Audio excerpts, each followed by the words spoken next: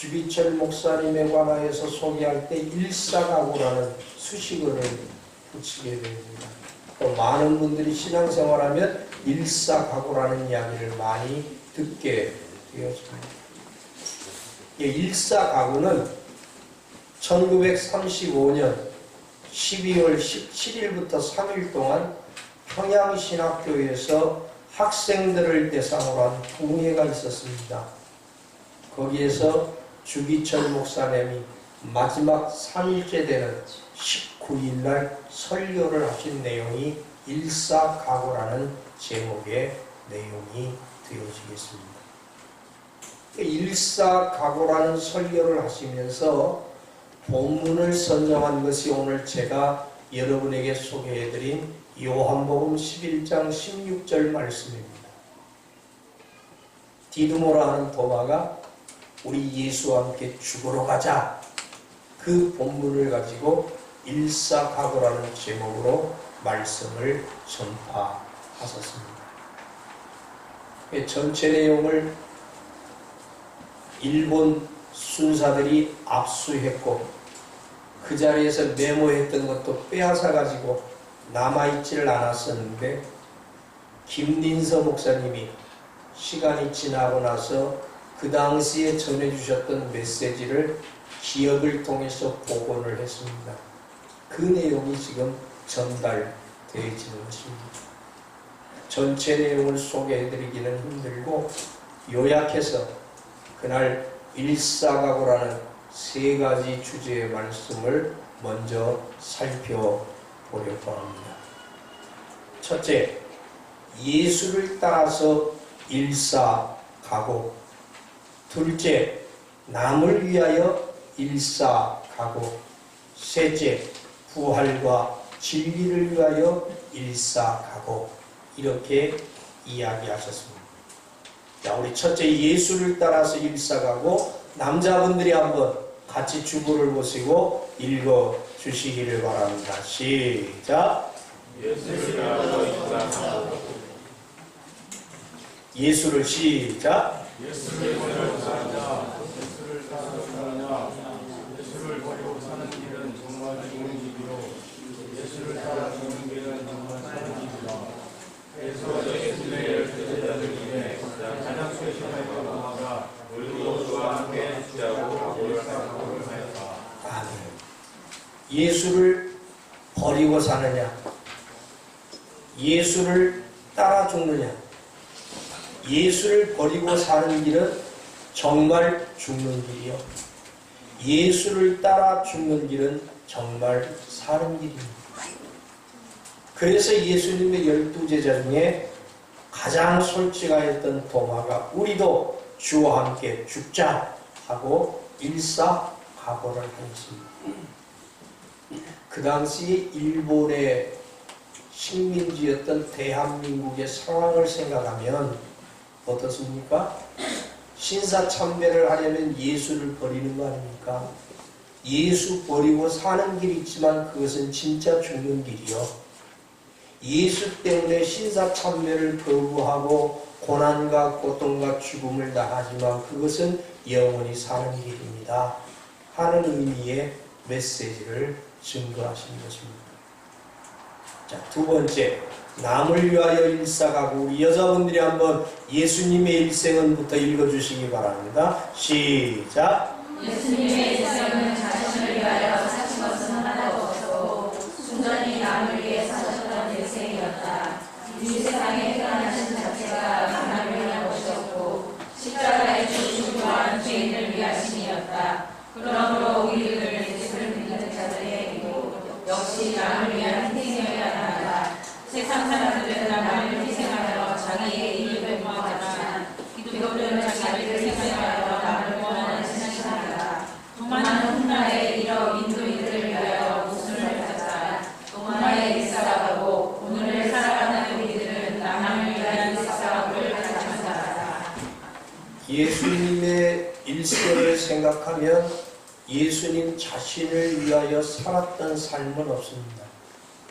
이 땅에 오심도 여러분과 저를 위하여, 공생의 3년을 살아가신 것도 하나님의 뜻과 여러분과 저를 위하여, 그리고 십자가의 죽으심도 여러분과 저를 위하여 이타적인 삶을 사셨고 결국은 죽어 가셨습니다.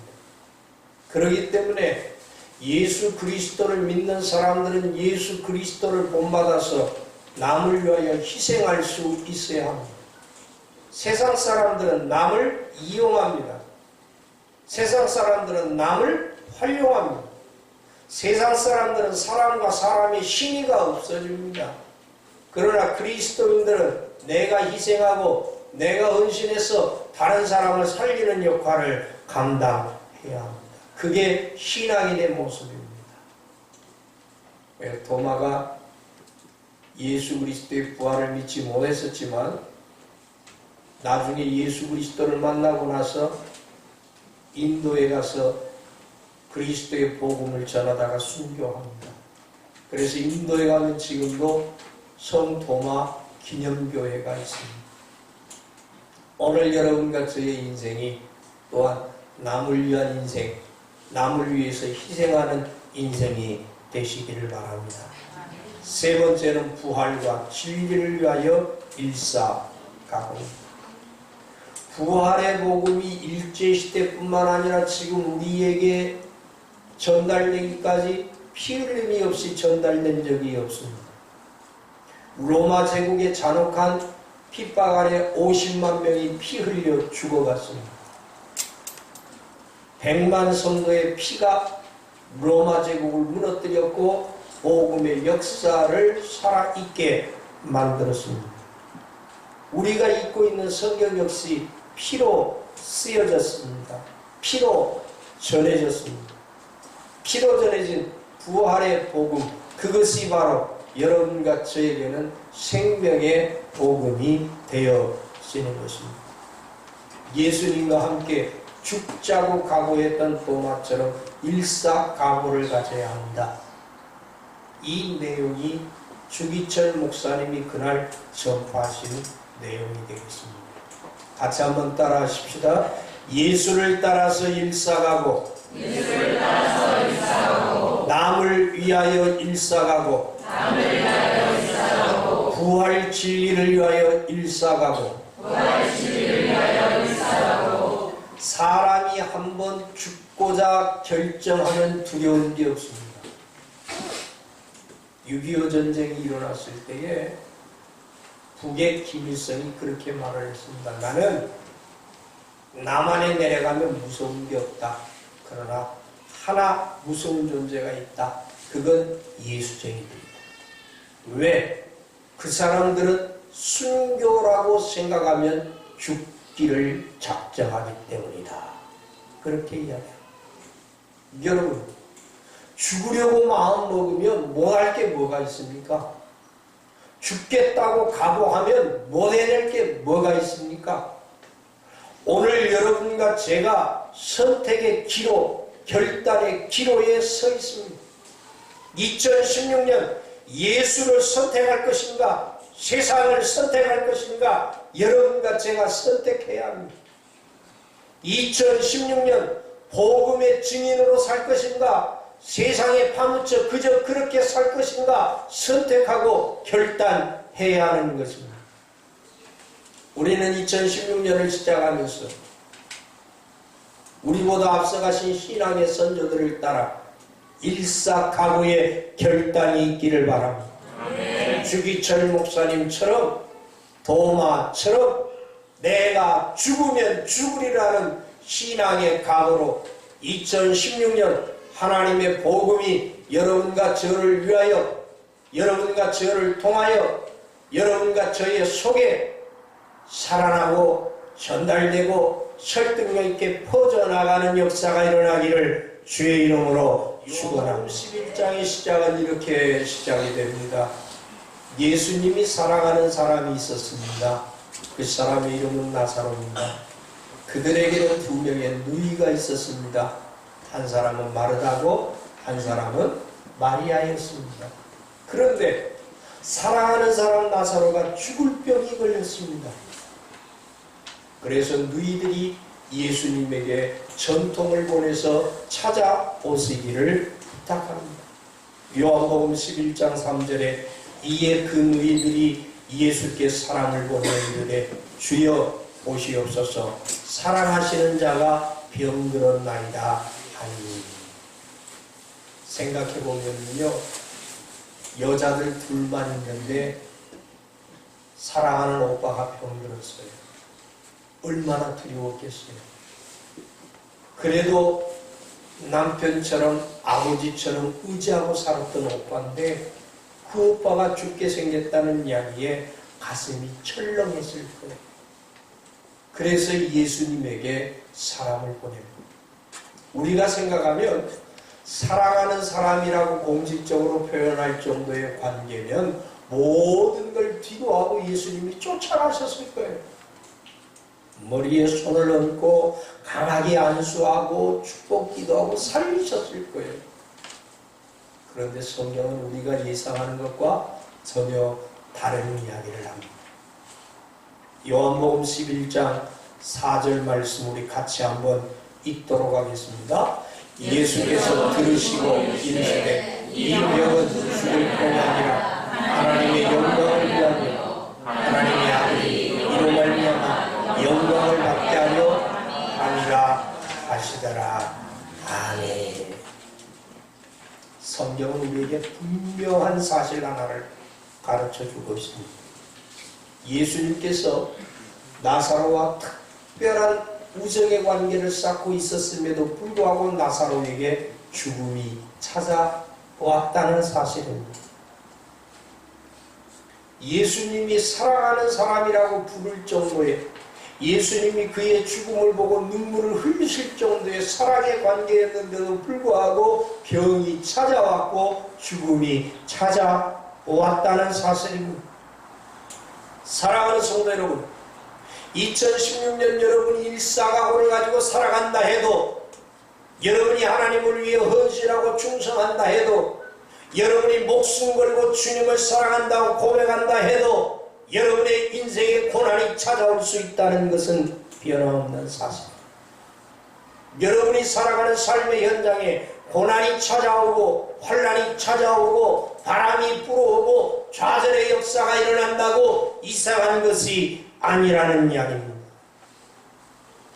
어떤 사람들은 믿음의 사람의 삶 속에 고난이 찾아오고 환난의 바람이 불고 안개가 자욱이 끼면 이렇게 말합니다. 하나님의 사랑이 아무개 집사님에 대해서 식었는가 봐. 하나님의 아무개 집사님이 이제는 버리셨는가 봐. 하나님이 아무개 집사님에게 보험을 내리신 것. 함부로 말해서는 안 됩니다. 그 말을 또 받아들여서는 안 됩니다. 이런 논리가 맞다면 나사로의 죽음을 어떻게 설명할 수 있습니까? 나사로가 버림받아서 죽었습니까? 나사로가 하나님의 사랑이 떠났기 때문에 죽었습니까? 나사로가 보험을 받아 죽었습니까? 절대 그런 사실이 아닙니다. 사도 바울의 경우를 한번 생각해 보십시오. 고난을 당하고 고통을 당하고 배신을 당하고 강도를 만나고 나중에는 목배임을 당해 죽었습니다. 그렇다면 하나님이 사도 바울을 버리신 겁니까? 그렇다면 하나님의 사랑이 사도 바울에게서 떠나간 겁니까? 그렇다면 하나님께서 어떤 문제가 있어서 사도 바울을 징책하신 것입니까? 절대 아닙니다. 여러분과 저를 위해서 십자가에 돌아가신 예수 그리스도의 죽음은 뭐라고 설명하겠습니까? 하나님이 버리셨습니까? 하나님의 사랑이 떠나갔습니까? 보험받았습니까? 함부로 말해서는 안 됩니다. 함부로 믿어서는 안 됩니다. 고난과 고통이 찾아온다 해도 하나님이 떠난 것이 아닙니다. 환난의 바람이 분다 해도 하나님이 버린 것이 아닙니다. 내 인생에 안개가 낀다 해도 하나님이 나를 떠난 것은 절대 아닙니다. 요한복음 기자는 좌절하고 실망하고 절망하는 사람들에게 요한복음 11장 4절 말씀을 통하여서 이렇게 말합니다. 예수께서 들으시고 이르시되 이 병은 죽을 병이 아니라 하나님의 영광을 위하여 하나님의 아들이 이로 말미암아 영광을 받게 하려 함이라 하시더라. 우리 다시 한번 4절 말씀 같이 읽겠습니다. 예수께서 들으시고 이르시되 이 병은 죽을 병이 아니라 하나님의 영광을 위하여 하나님의 아들이 이로 말미암아 영광을 받게 하려 함이라 하시더라. 아멘. 하나님께서 여러분에게 주시는 고난과 고통은 여러분을 사랑하셔서 여러분의 인생을 통하여 기적을 일으키시고 역사를 보여주시고 응답케 하시는 하나님의 복인 줄로 믿으시기 바랍니다. 예수님이 십자가 지지 않으셨다면 부활의 기쁨 없습니다. 나사로가 죽지 않았다면 부활의 기적 없습니다. 사람이 병들지 않았다면 치료의 역사 없습니다. 여러분에게 문제가 없다면 부르짖을 조건이 없습니다. 나에게 고난이 없다면 하나님의 위로가 간절하게 찾아질 이유가 없습니다. 오늘 여러분에게 고난과 고통과 좌절과 환난과 안개가 끼는 것은 그 속에서 함께 하시는 하나님을 발견하고 여러분을 도우시는 하나님을 통하여서 기적을 일으키시는 하나님의 뜻이 있는 줄로 믿으시기 바랍니다. 그래서 2016년 절대 포기하지 마시기 바랍니다. 절대 방황하지 마시기 바랍니다. 절대 좌절하지 마시기 바랍니다. 묵묵하게 걸어가시기 바랍니다. 찬송하며 기도하며 인내하며 하나님을 믿는다고 고백하시기 바랍니다. 그 자리에서 견디기 바라며 감당할 힘을 주실 것입니다. 피할 길을 주실 것입니다. 하나님이 여러분을 대신하여 싸울 것이니 서서 구경만 하시기를 바랍니다. 하나님, 내 인생을 통하여 영광을 받아 주옵소서. 내 인생을 통하여 2016년 일사각오로 나가오니 기적이 일어나게 하여 주시옵소서. 예수님이 며칠을 더 계시다가 나사로가 완전히 죽었을 타이밍에 제자들에게 말합니다. 자, 우리 나사로를 살리고 가자. 그런데 나사로에게 가려면 어디를 가야 하냐면 유대를 통과해서 가야 합니다. 예수님이 유대로 가자. 그 이야기에 제자들은 무엇을 생각했는가 하니 요한복음 10장 31절에 보면 돌을 들어서 유대 사람들이 예수님을 죽이려고 했습니다. 그것을 떠올리면서 요한복음 11장 8절에 이렇게 말씀하십니다. 제자들이 말하되 라피여, 방금도 유대인들이 돌로 치려 했는데 또 그리로 가시려 하시나이까. 예수님이 그 이야기를 듣고 말하죠. 야, 나사로를 살려야 하지 않겠느냐. 돌 맞아 죽을 것이 걱정이죠. 내가 주님과 함께 따라가다가 맞아 죽으면 내 인생이 끝이라고 생각하는 거예요. 그때 디두모라는 도마가 고백하는 내용이 요한복음 11장 16절 말씀입니다. 우리 다시 한번 16절 말씀 읽습니다. 디두모라고도 하는 도마가 다른 제자들에게 말하되 우리도 주와 함께 죽으러 가자 하니라. 야, 까짓것 가자. 주님과 함께라면 죽는 것도 보람차잖아. 한번 따라 하십시다. 주와 함께라면, 주와 함께라면, 주와 함께라면 2016년 우리의 입술에서 이 고백이 떠나지 않기를 원합니다. 주와 함께라면 가겠습니다. 주와 함께라면 행하겠습니다. 주와 함께라면 도전하겠습니다. 주와 함께라면 불가능이 없습니다. 주와 함께라면. 오늘 주님이 여러분과 함께 하시고 여러분이 주님의 손잡고 주와 하나 되시기를 주의 이름으로 축원합니다. 사도행전 21장에 사도 바울이 7 집사 가운데 한 사람인 빌립 집사의 집에 유하게 됩니다. 3차 선교 여행을 다녀오고 나서 피곤한 몸이죠. 그런데 유대로부터 아가보라는 선지자가 사도 바울을 찾아옵니다. 그리고는 집에 있는 띠 하나를 탁 잡아드는데 그 띠는 바로 사도 바울의 가죽띠였습니다. 그리고는 이렇게 이야기합니다. 성령이 말씀하시되 예루살렘에서 유대인들이 이같이 이 띠 임자를 결박하여 이방인의 손에 넘겨주리라. 지금 이 띠의 임자가 누군지 모르지만 예루살렘 가면 사람들이 이방인에게 방지를 넘겨 죽게 할 겁니다. 사람들이 깜짝 놀랐어요. 아우, 하나님이 죽는다고 하지 않습니까? 피합시다. 순교만이 상책 아니지 않소? 피합시다. 그랬더니 사도 바울이 당당하고 담담하게 이렇게 고백합니다. 우리 13절 화면 보시고 같이 고백합니다.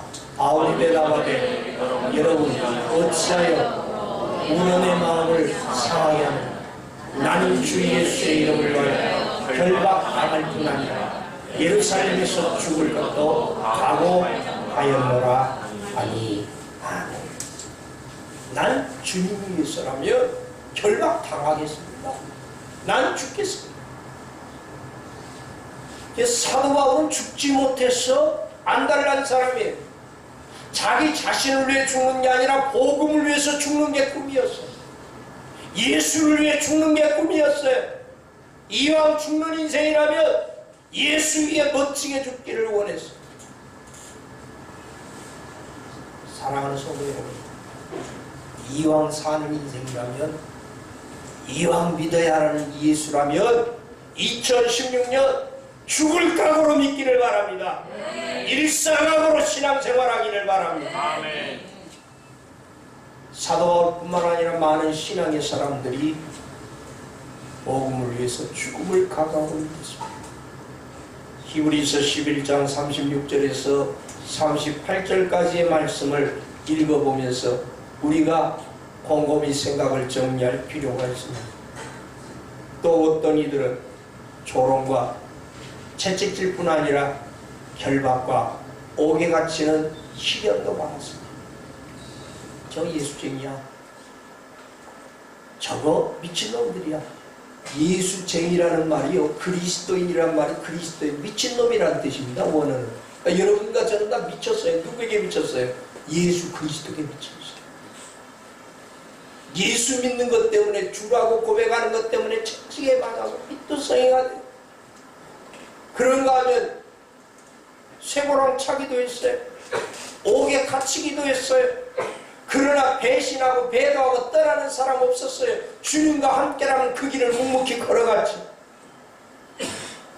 37절은 이렇게 설명합니다. 돌로 치는 것과, 여러분 돌 맞아 죽는다는 게 그게 말이 쉬운 것이죠. 생각해 보세요. 어느 정도로 맞아야 돌에 맞아 죽겠어요? 톱으로 캐는 거.